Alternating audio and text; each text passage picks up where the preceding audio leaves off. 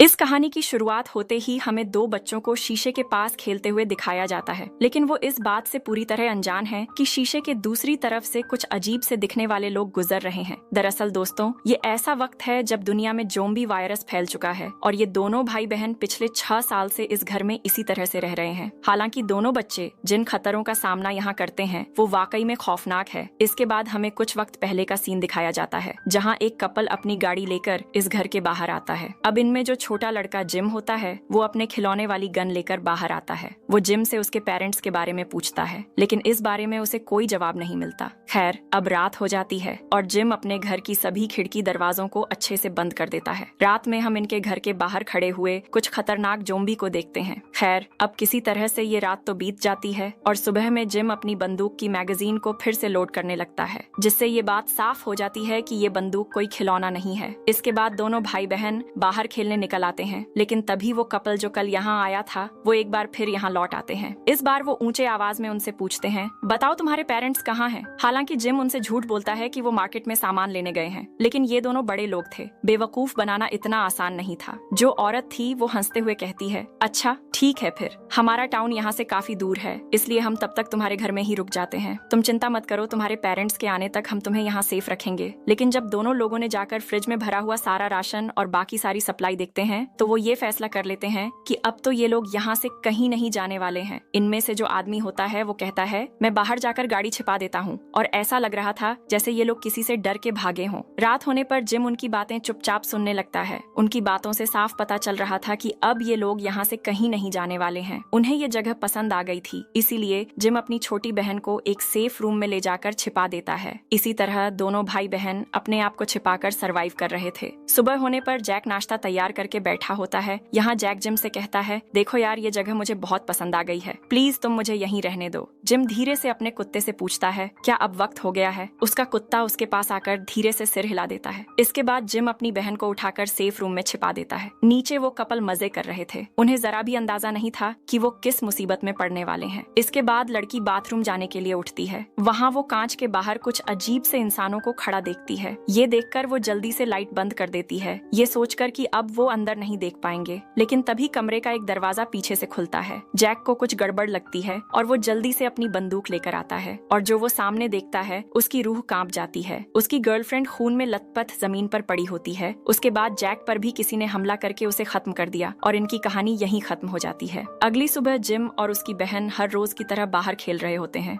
जैसे कुछ हुआ ही ना हो। यानी ये उनके लिए पहली बार नहीं था कि किसी इंसान ने उनके घर में घुसने की कोशिश की है। इसके बाद हम एक बड़े बालों वाले आदमी को देखते हैं जो बर्फ में बिछे हुए कुछ ट्रैप्स को देख रहा होता है। वो उनका पीछा करता हुआ उस घर तक पहुंच जाता है। तभी छोटी बच्ची उसके सामने आ जाती है। इससे पहले वो आदमी कुछ समझ पाता, तभी उसके गले पर कुछ आकर लगता है। दरअसल उसे बेहोशी की सुई लगा दी गई थी। ये कारनामा इन्हीं दो बच्चों का था। जब उस आदमी को होश आता है तो जिम उस पर अपनी बंदूक ताने खड़ा होता है। वो आदमी कहता है, मेरा नाम डान है, मैं स्पेशल फोर्स का सैनिक हूँ, मैं अपनी वाइफ को ढूंढते हुए उत्तर की तरफ जा रहा हूँ। जिम थोड़ा हैरान हो जाता है क्योंकि वो आदमी अलग लगता है। डान न खाना मांगता है और न कोई दवाई। डान अपनी गन वापस मांगता है। इस पर जिम उससे एक शर्त रखता है, अगर तुम हमारे घर में बिजली चालू कर दो तो मैं तुम्हें तुम्हारी गन वापस कर दूंगा। इस पर डान सवाल करता है, तुम्हारे पेरेंट्स कहाँ हैं? इस बार जिम झूठ नहीं बोलता। वो कहता है, मेरे फादर एक साइंटिस्ट थे जो कि काफी वक्त से लापता हैं, और मेरी माँ एक खुफिया एजेंसी की एजेंट है जो कुछ दिन पहले एक मिशन पर गई थी। तभी यहाँ पर एक ज़ोंबी चलता हुआ जाता है, जिसे देखकर डान एक सेकंड की भी देरी नहीं करता। वो एक रॉड लेकर बाहर चला जाता है और उस ज़ोंबी को खत्म कर देता है। लेकिन जब खून से सना हुआ वापस लौटता है तो जिम उस पर चिल्लाता है, ये तुमने क्या किया? तुमने सबको मार क्यों दिया? ये ग्लास बुलेट प्रूफ है, यहाँ कितने भी ज़ोंबी क्यों ना आ जाएं, ये इसे नहीं तोड़ सकते। डान इन दोनों भाई बहन की बातें सुनकर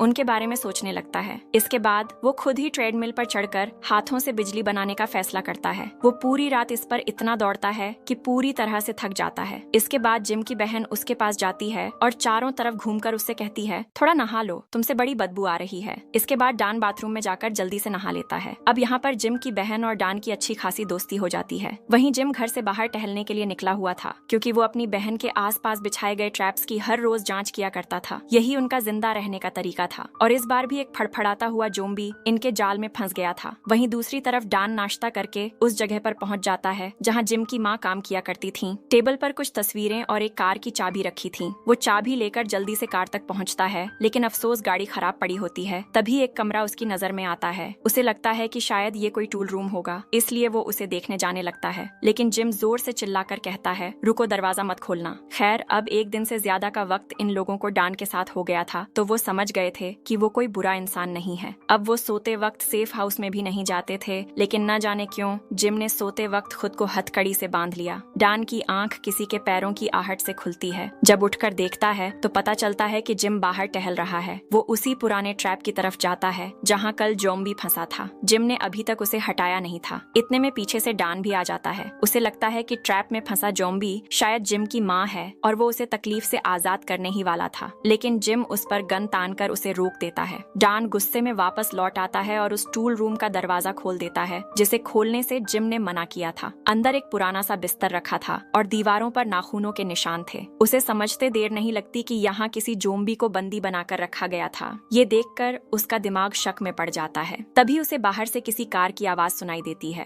कुछ नए सर्वाइवर्स वहाँ आ चुके थे, लेकिन उनके हाव भाव ठीक नहीं थे। उनके हाथों में हथियार थे और वो घर के चारों ओर घूम रहे थे। अब क्योंकि डैन के पास कोई हथियार नहीं था, तो वो कुछ कर भी नहीं पाया। वहीं जिम पहाड़ से लौट रहा था और उसने अपनी आंखों से ये सब देख लिया। दूसरी मंजिल पर जिम की बहन खड़ी थी और वो हाथ हिलाकर इशारा कर रही थी। जैसे ही लोग उसकी तरफ बढ़ने लगे, ये देखकर जिम भी घबरा जाता है। लेकिन बाकी लोगों को लगता है कि घर की सारी खिड़कियां और दरवाजे बंद हैं, इसलिए वो अपनी गाड़ी में बैठकर वापस लौट जाते हैं। अब ये सब देखने के बाद जिम को डैन पर पूरा भरोसा हो जाता है। वो उसका हथियार भी उसे वापस कर देता है। डैन को लगता है कि अब उसके जाने का वक्त आ गया है, लेकिन उसे थोड़ी घबराहट महसूस हो रही थी। रात होने पर उसे अपनी वाइफ भी दिखाई देती है, इसीलिए सुबह डैन एक फैसला करता है। वो अपनी वाइफ को ढूंढने इन दोनों भाई बहन को साथ लेकर ही निकलेगा। इससे उसे अच्छा लगेगा और बच्चे भी सेफ रह सकेंगे। लेकिन जिम उसकी बात सुनकर तुरंत मना कर देता है। वो कहता है, मुझे यहीं रुकना होगा, मेरी माँ यहीं वापस आएगी। तभी बाहर शोर सुनाई देने लगता है। कल जो लुटेरे यहाँ से भाग गए थे, वो और आदमियों को लेकर लौट आए थे। वो बाहर खड़ी जिम की बहन को पकड़ लेते हैं। अब इन दोनों ग्रुप्स में लड़ाई होने ही वाली थी। तभी कुछ दूरी से गोलियों की आवाज आती है। दो लुटेरे वहीं पर शूट कर दिए जाते हैं। डैन जल्दी से आगे बढ़कर जिम की बहन को बचा लेता है और ये गोली चलाने वाली कोई और नहीं बल्कि जिम की माँ होती है, जो कि एक सीक्रेट एजेंट थी। लेकिन इस बीच डैन के सीने में भी गोली लग चुकी होती है। वो जमीन पर गिर जाता है। कुछ दिनों के बाद जब उसे होश आता है तो वो खुद को एक रस्सी में बांधा पाता है। उसका जख्म भर चुका था। डैन जब धीरे से घर में जाता है तो जिम की माँ उसे सब कुछ बताने लगती है। वो बताती है कि जिन लोगों को ये इन्फेक्शन हो जाता है, वो अपना मानसिक संतुलन खो बैठते हैं और इसके बाद उनमें तलब रहती है सिर्फ खाने की और खून पीने की। लेकिन इन लोगों के बीच कुछ खास तरह के इन्फेक्टेड भी होते हैं। उनका दिमाग पूरी तरह से नॉर्मल होता है, साथ ही उन्हें ज़ॉम्बी वाली पावर्स भी मिल जाती हैं। वो किसी भी चोट या बीमारी से बहुत जल्द ठीक हो जाते हैं, लेकिन उनमें एक कमी भी होती है। अगर उन्हें गहरी चोट लगे या उन पर कोई बड़ा हमला हो जाए तो वो फिर से पागल हो जाते हैं। इसके बाद वो बाकी ज़ॉम्बी जैसे ही रिएक्ट करते हैं। डैन ये बात सुनकर हैरान हो जाता है। वो कहता है, क्या मैं भी उस तरह का बन गया हूँ? लीना हाँ में सिर हिलाती है, क्योंकि जिस दिन तुम्हें गोली लगी थी तुम्हें उसी दिन मर जाना चाहिए था, लेकिन तुम एक दिन के लिए पागल हो गए और अगले दिन ठीक हो गए थे। ये बात सुनकर डैन और भी ज्यादा हैरान हो जाता है। लेकिन लीना आगे एक और बात बताती है, मेरा बेटा जिम भी तुम्हारी ही तरह एक खास तरह का ज़ॉम्बी है। दरअसल मूवी की शुरुआत में जो कपल मारे गए थे उन्हें जिम ने ही मारा था। वो अपने आप को कभी भी क्रेजी मोड में ट्रांसफॉर्म कर सकता था। और दोस्तों, यही वजह थी कि जिम हर रात सोने से पहले खुद को हथकड़ी से बांध लिया करता था। डैन लीना से पूछता है, क्या क्रेजी मोड का पता पहले से नहीं लगाया जा सकता? जिस पर लीना बताती है कि जिम का जो कुत्ता है वो एक खास ट्रेनिंग से गुजरा है। वो जिम की बॉडी से निकलने वाली स्मेल से समझ जाता है कि कब वो क्रेजी ज़ॉम्बी बनने वाला है। इसके बाद डैन लीना को उस रूम में ले जाता है जहाँ दीवारें नाखूनों से खुरची हुई थीं। पता लगता है कि यहाँ जिम को उसके क्रेजी मोड के दौरान बंद किया जाता था। इसी दौरान उन्हें बहुत सारी गाड़ियों की आवाजें सुनाई देती हैं। यहाँ पर एक मिलिट्री वाला अपने कुछ लोगों के साथ आता है और वो लीना को पहले से जानता था। दरअसल उसकी बेटी किसी लड़के के साथ भाग गई थी, जिसके चलते वो काफी परेशान था और उसे ढूंढने के लिए ही निकला था। लीना उससे कहती है, चिंता मत करो, अगर वो मुझे दिखेगी तो मैं आपको जरूर बताऊंगी। इसके बाद वो आदमी अपनी टीम के साथ वहाँ से चला जाता है। रात में डैन लीना से पूछ लेता है कि आखिर ये बंगला किसने बनाया था, जिस पर वो बताती है कि नेशनल सिक्योरिटी को पहले से पता था कि ज़ॉम्बी वायरस फैलने वाला है, इसलिए देश भर के सुनसान इलाकों में ऐसे ही कई सारे घर पहले से बना दिए गए थे। ये घर बहुत ज्यादा हाईली सिक्योरिटी के साथ बनाए गए थे। ये सुनकर डैन को बहुत गुस्सा आता है। वो कहता है, तुम्हें ये जानकारी नॉर्मल लोगों को पहले ही बता देनी चाहिए थी, शायद इससे बहुत से मासूम लोगों की जान बच सकती थी। लेकिन लीना बेबसी में सिर्फ सिर हिला देती है। है। दरअसल जिम और उसकी बहन को पैदा होने के साथ ही दिल की बीमारी थी। उनके फादर एक बायो साइंटिस्ट थे और उन्होंने ही इस ज़ोंबी वायरस की खोज की थी। जब उन्हें पता चला कि उनका बेटा 3 साल से ज्यादा नहीं जी पाएगा तो उन्होंने एक डरावना फैसला लिया। उन्होंने ज़ोंबी वायरस को जिम के शरीर में इंजेक्ट कर दिया। इसके बाद से ही जिम एक खास तरह का ज़ोंबी बन गया। पहली बार जब वो क्रेजी मोड में गया तो सबसे पहले उसने अपने फादर को ही काट लिया। वो खुद को बचा नहीं पाए और धीरे धीरे एक नॉर्मल ज़ोंबी में बदल गए, जिसके बाद मुझे ही अपने हस्बैंड को मारना पड़ा। ये बात सुनकर डैन अंदर से पूरी तरह हिल जाता है। उसकी नजर में लीना के लिए इज्जत और भी ज्यादा बढ़ जाती है, क्योंकि एक माँ अपनी फैमिली को बचाने के लिए हर हाल में सब कुछ कर रही थी। अब लीना की फैमिली को भी डैन पर पूरा भरोसा हो जाता है। एक दिन अचानक जिम का कुत्ता जोर जोर से भौंकने लगता है। लीना समझ जाती है कि जिम की तबीयत फिर से बिगड़ने वाली है। वो जिम को उस रूम में ले जाकर बंद कर देती है। कुछ वक्त बाद अंदर से खौफनाक चीखें आने लगती हैं। ये देखकर लीना बहुत रोती है, लेकिन इसके बावजूद वो दरवाजे के बाहर ही बैठी रहती है, क्योंकि इसके अलावा कोई और रास्ता भी तो नहीं था। इसके बाद डैन लीना से कहता है, तुम आराम कर लो, मैं पहरा देता हूँ। लेकिन इसी बीच लीना की बेटी बाहर बर्फ में खेलते खेलते बेहोश हो जाती है। इससे लीना समझ जाती है कि उसकी बेटी की दिल की बीमारी फिर से उभर आई है। अब इनके पास कोई सही इलाज नहीं था, इसलिए डैन फिर से सुझाव देता है कि शायद ज़ोंबी वाला वायरस इंजेक्ट कर देने से उसकी जान बच जाए। लेकिन लीना साफ इनकार कर देती है। वो कहती है, जिम का बच जाना 1 लाख में सिर्फ एक केस था। मेरी बेटी ने पहले ही बहुत कुछ झेल लिया है और अब कुछ न करने की वजह से वो मासूम लड़की जान चली गई। इसके बाद भी डैन अपना सामान पैक करता है और अपनी वाइफ को ढूंढने के लिए निकल पड़ता है। हालांकि लीना और जिम उससे यहीं पर रुकने को कहते हैं, लेकिन डैन अभी भी अपनी वाइफ को हर हाल में ढूंढना चाहता था, इसीलिए वो निकल पड़ता है। अब इनके घर से एक साथ 2 लोग जा चुके थे। वहीं दूसरी तरफ उस आर्मी वाले आदमी और उसके साथियों ने जैक द्वारा छिपाई गई कार ढूंढ ली थी। दरअसल जैक ही वो आदमी था जो इस आदमी की बेटी को भगा कर लाया था। यही वो लड़की थी जिसे हमें मूवी की शुरुआत में दिखाया गया था। इसी वजह से वो आदमी और उसके सभी साथी लीना के घर में छानबीन करने का फैसला करते हैं। इसी बीच तेज कदमों की आवाज से डैन की भी आंख खुल जाती है, जो बर्फ में सो रहा होता है। वो बर्फ पर बहुत सारे आदमियों के पैरों के निशान और टायर्स के निशान देखता है, जो सीधे लीना के घर की तरफ जा रहे थे। ये देखकर डैन बहुत परेशान हो उठता है। वो तेजी से लीना के घर की तरफ बढ़ता है। दूर से ही वो देख लेता है कि अब लीना का पूरा घर कार्सन नाम के आदमी के कब्जे में था। कार्सन लीना पर उसकी बेटी को छिपाने का आरोप लगाने लगता है, क्योंकि उसके आदमियों को उसकी बेटी की एक छोटी सी निशानी वहाँ पड़ी मिल जाती है। लेकिन लीना कुछ नहीं जानती थी, इसलिए वो कोई जवाब नहीं देती। वहीं दूसरी तरफ डैन कार्सन के आदमियों से छिपते हुए घर के अंदर घुस जाता है। उसे किचन में छिपा हुआ लीना का बेटा भी मिल जाता है। वो आदमियों की गिनती करता है और अपना हथियार निकाल लेता है। इसके बाद वो अंधेरे में छिपकर एक एक करके कार्सन के 11 सैनिकों को मार देता है। लेकिन जैसे ही वो मेन हॉल में पहुंचता है, कई सारी गन उस पर पॉइंट हो जाती है। तभी डैन की अगली चाल सभी को हैरान कर देती है। वो अपने ही गले पर चाकू चला देता है। आसपास खड़े सभी लोग हैरान रह जाते हैं कि ये आखिरकार क्या रहा है। लेकिन लीना जानती थी कि उसने क्या किया है। वो अपने बेटे जिम को लेकर चुपचाप वहाँ से निकल जाती है। इसके बाद डैन पूरी तरह खूंखार बन जाता है। अब उसमें बहुत ज्यादा ताकत आ चुकी थी। एक एक करके वो कार्सन के सभी आदमियों को खत्म कर देता है। लेकिन इस बार लीना ने उसे पहले से बांध कर नहीं रखा था। वो अपने बेटे को लेकर वहाँ से भागने लगती है। डैन की तेज दहाड़ आसपास के सारे ज़ोंबी को अपनी ओर खींच लाती है। अगली सुबह जब डैन को होश आता है तो वो देखता है कि घर के चारों तरफ भारी तबाही मची हुई है। उसे टेबल पर लीना का लिखा हुआ एक मैसेज मिलता है। उसमें लिखा था, हम दोनों उत्तर की ओर जा रहे हैं, अगर किस्मत ने चाहा तो हम वहाँ जरूर मिलेंगे। इसके बाद आदान मुस्कुराते हुए जिम की बहन की सबसे प्यारी गुड़िया उठाता है और फिर वो भी उत्तर की तरफ चल देता है। और अब ये मूवी यहीं पर खत्म हो जाती है। तो दोस्तों, कैसी लगी आपको इस फिल्म की कहानी, हमें कमेंट करके जरूर बताइए। और अगर चैनल पर पहली बार आए हैं तो सब्सक्राइब करना मत भूलिएगा। मिलते हैं एक और शानदार फिल्म के साथ। जय हिंद।